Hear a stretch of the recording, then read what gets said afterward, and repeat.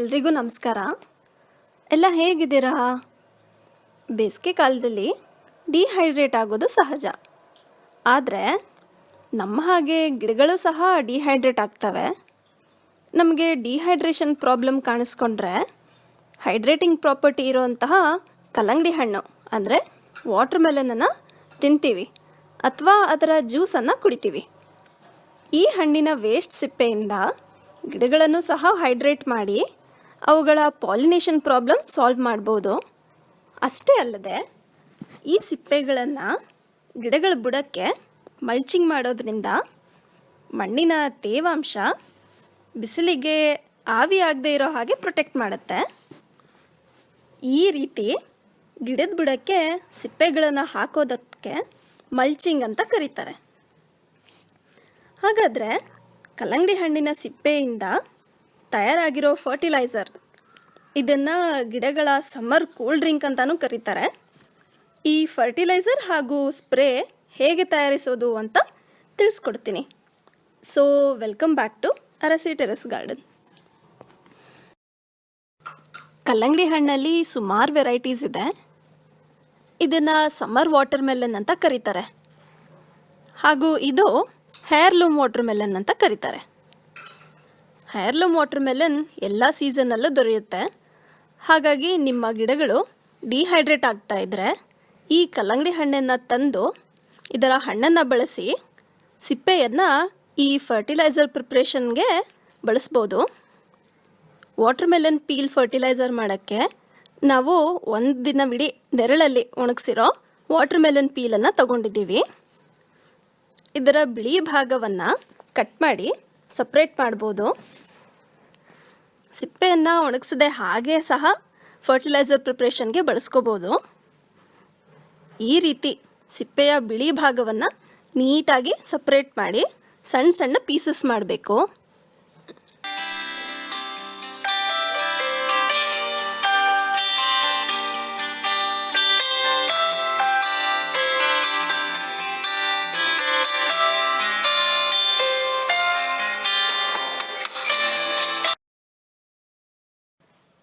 ಈಗ ಈ ಸಿಪ್ಪೆಯ ಬಿಳಿ ಭಾಗದ ತುಂಡುಗಳನ್ನು ಬ್ಲೆಂಡರ್ಗೆ ಹಾಕಿ ಚೆನ್ನಾಗಿ ಬ್ಲೆಂಡ್ ಮಾಡಬೇಕು. ಬ್ಲೆಂಡ್ ಆದ ನಂತರ ಈ ರೀತಿ ಪೇಸ್ಟ್ ಆಗುತ್ತೆ. ಇದರಲ್ಲೇ ನೀರಿನ ಅಂಶ ಇರೋದ್ರಿಂದ ಬ್ಲೆಂಡ್ ಮಾಡೋಕ್ಕೆ ನೀರಿನ ಅವಶ್ಯಕತೆ ಇಲ್ಲ. ನೀರು ಇಲ್ದಲೇ ನೀಟಾಗಿ ಬ್ಲೆಂಡ್ ಆಗಿರುತ್ತೆ. ಸಾಫ್ಟಾಗಿ ಆಗೋ ಹಾಗೆ ಪೇಸ್ಟ್ ಮಾಡಿದ್ರೆ ಸ್ಪ್ರೇ ಮಾಡೋಕ್ಕೆ ಮಿಕ್ಸ್ ಮಾಡ್ಕೊಳ್ಳೋ ಟೈಮಲ್ಲಿ ಸೋಸಿದಾಗ ಕಡಿಮೆ ವೇಸ್ಟ್ ಆಗುತ್ತೆ. ಈಗ ಈ ಪೇಸ್ಟನ್ನ ಒಂದು ಕಪ್ಗೆ ಹಾಕ್ಕೊಳ್ಳೋಣ.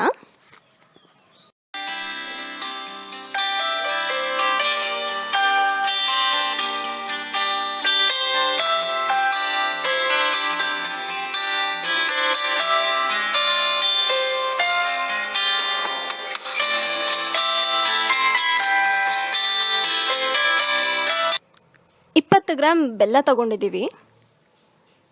ಆರ್ಗ್ಯಾನಿಕ್ ಆಗಿರೋದ್ರಿಂದ ಅಳತೆ ಸ್ವಲ್ಪ ಹೆಚ್ಚು ಕಮ್ಮಿ ಆದರೂ ಪರವಾಗಿಲ್ಲ. ಬೆಲ್ಲ ಯಾಕೆ ಬೇಕಂದರೆ ಈ ಸ್ಪ್ರೇ ಮಾಡ್ತಾ ಇರೋ ಮೇನ್ ಉದ್ದೇಶ ಏನಂದರೆ ಪಾಲಿನೇಷನ್ ರೇಟ್ ಹೆಚ್ಚಾಗಕ್ಕೆ. ಬೆಲ್ಲದ ಸುವಾಸನೆಗೆ ಹನಿಬಿ ಹಾಗೂ ಬಟರ್ಫ್ಲೈ ಅಂತ ಹುಳುಗಳು ಅಟ್ರಾಕ್ಟ್ ಆಗಿ ಹೂವಿನ ಮೇಲೆ ಕೂರುತ್ತೆ. ಪಾಲಿನೇಷನ್ ರೇಟ್ ಹೆಚ್ಚಾಗುತ್ತೆ. ಈಗ ಈ ಪೇಸ್ಟಿಗೆ ಬೆಲ್ಲವನ್ನು ಹಾಕಿ ಚೆನ್ನಾಗಿ ಮಿಕ್ಸ್ ಮಾಡಬೇಕು.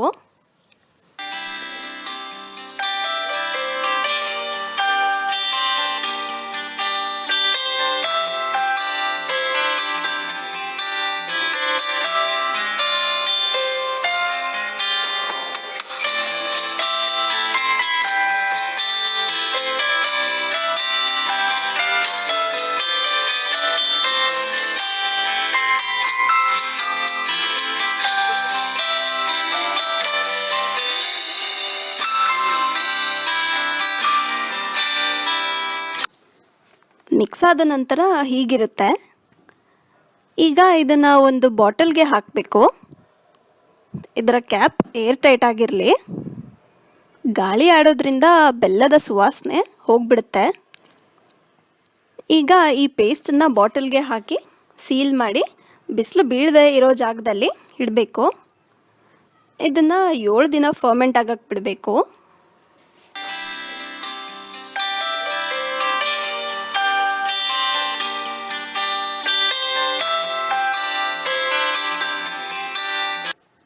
ಈಗ ಸಿಪ್ಪೆಯ ಹೊರಭಾಗ ಅಂದರೆ ಹಸಿರು ಭಾಗವನ್ನು ಲಿಕ್ವಿಡ್ ಫರ್ಟಿಲೈಸರ್ ಮಾಡೋಕ್ಕೆ ಬಳಸಬೇಕು. ಈ ಸಿಪ್ಪೆಯನ್ನು ಸಣ್ಣದಾಗಿ ಕಟ್ ಮಾಡ್ಕೋಬೇಕು.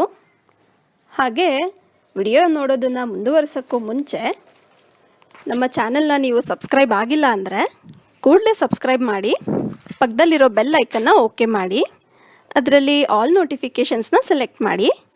ಆಗ ನಾವು ಹಾಕೋ ಪ್ರತಿ ವಿಡಿಯೋಸ್ ನೀವು ನೋಡ್ಬೋದು. ಕಂಟೈನರ್ ಕ್ಲೀನಾಗಿದ್ದು ನೀರು ಸ್ವಚ್ಛವಾಗಿರಲಿ. ಕತ್ತರಿಸಿರೋ ಸಿಪ್ಪೆಯನ್ನು ಈ ಕಂಟೈನರಲ್ಲಿರೋ ನೀರಿಗೆ ಹಾಕಿದ ನಂತರ ಕಂಟೈನರ್ ಬಾಯನ್ನು ಒಂದು ಕಾಟನ್ ಬಟ್ಟೆಯಿಂದ ಕವರ್ ಮಾಡಿ ಕಟ್ಟಬೇಕು. ಈ ಲಿಕ್ವಿಡ್ ಫರ್ಟಿಲೈಸರ್ ಪ್ರಿಪೇರ್ ಆಗೋಕ್ಕೆ ಏರ್ ಫ್ಲೋ ಚೆನ್ನಾಗಾಗಿರಬೇಕು.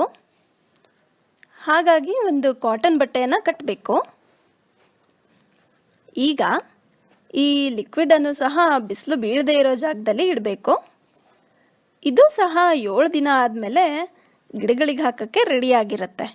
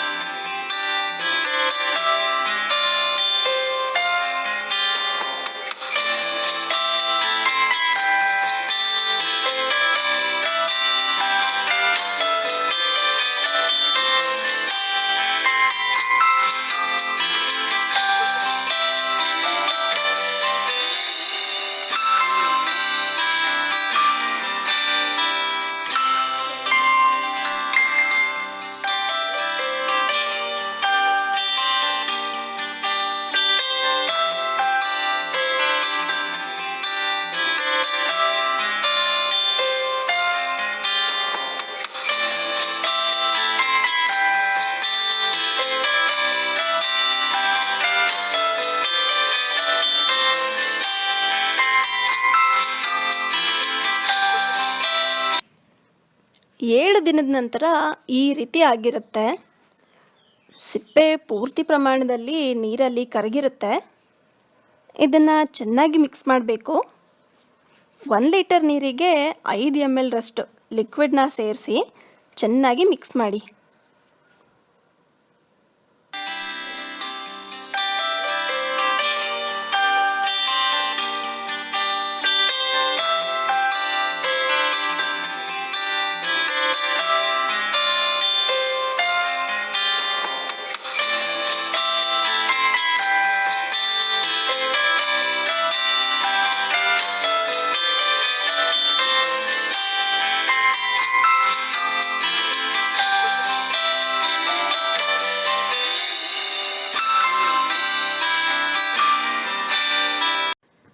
ಗಿಡದ ಬುಡಕ್ಕೆ 250 ml ಅಂದರೆ 1/4 ಲೀಟ್ರಷ್ಟು ಲಿಕ್ವಿಡ್ ಮಿಶ್ರಣವನ್ನು ಹಾಕಬೇಕು. ಈಗ ಈ ಲಿಕ್ವಿಡ್ ಫರ್ಟಿಲೈಸರಿಂದ ಗಿಡಗಳಿಗೆ ಆಗೋ ಬೆನಿಫಿಟ್ಸ್ ಏನಂದರೆ, ಇದರಲ್ಲಿ ನೈಟ್ರೋಜನ್ ಕಂಟೆಂಟ್ ಹೆಚ್ಚಾಗಿದ್ದು ಕ್ಲೋರೋಫಿಲ್ ಉತ್ಪಾದನೆಗೆ ಸಹಾಯ ಮಾಡುತ್ತೆ. ಇದರಲ್ಲಿರೋ ಮ್ಯಾಗ್ನೀಷಿಯಮ್ ಹಾಗೂ ಪೊಟ್ಯಾಷಿಯಮ್ ಗಿಡವನ್ನು ವೇಗವಾಗಿ ಬೆಳೆಯೋಕ್ಕೆ ಸಹಾಯ ಮಾಡುತ್ತೆ. ಎಲ್ರಿಗೂ ಗೊತ್ತಿರೋ ಹಾಗೆ ಇದರಲ್ಲಿ ನೀರಿನ ಅಂಶ ಹೆಚ್ಚಾಗಿರುತ್ತೆ. ಮಣ್ಣಲ್ಲಿ ತೇವಾಂಶವನ್ನು ಲಾಕ್ ಮಾಡಿ ಗಿಡಗಳನ್ನು ಸಹ ಹೈಡ್ರೇಟೆಡ್ ಆಗಿ ಇಟ್ಟಿರುತ್ತೆ. ಬೇಸಿಗೆ ಕಾಲದಲ್ಲಿ ಸಾಯಂಕಾಲದ ಹೊತ್ತಲ್ಲಿ ನೀರು ಹಾಕೋಕ್ಕೆ ಸಜೆಸ್ಟ್ ಮಾಡಿದ್ವಿ. ಅತಿ ಹೆಚ್ಚು ಬಿಸಿಲು ಇರೋದ್ರಿಂದ ಸಾಯಂಕಾಲ ಆಗೋ ಅಷ್ಟರಲ್ಲಿ ಗಿಡಗಳು ಡಿಹೈಡ್ರೇಟ್ ಆಗಿ ಬಾಡಿದ ಹಾಗೆ ಆಗಿರುತ್ತೆ. ನೀರು ಹಾಕಿ ಸ್ವಲ್ಪ ಹೊತ್ತಿಗೆ ಗಿಡ ಸರಿ ಹೋಗ್ತಿತ್ತು. ಈ ಲಿಕ್ವಿಡ್ನ ಹಾಕೋದ್ರಿಂದ ಗಿಡಗಳು ಬಿಸಿಲಿಗೆ ಬಾಡೋದನ್ನು ತಡೆಗಟ್ಟುತ್ತೆ.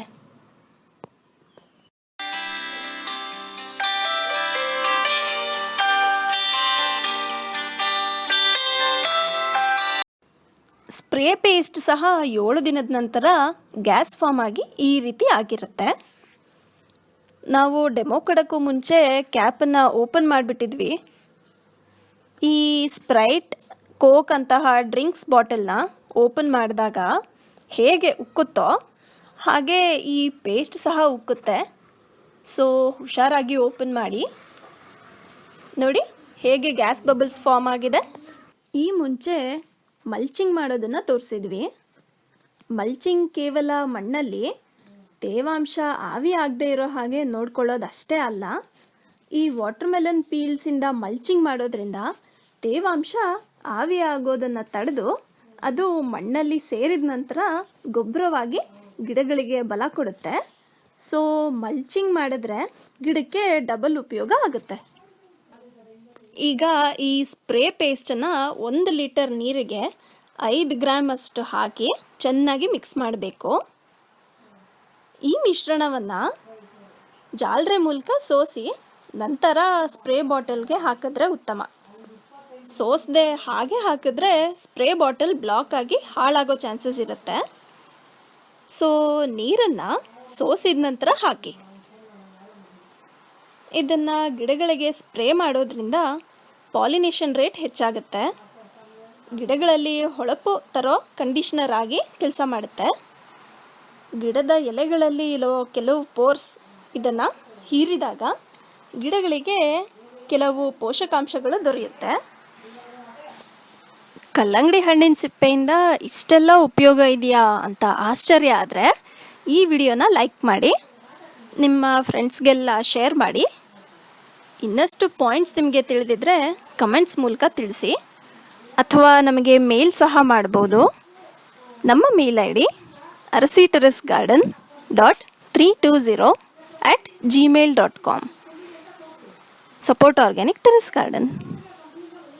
Thank you.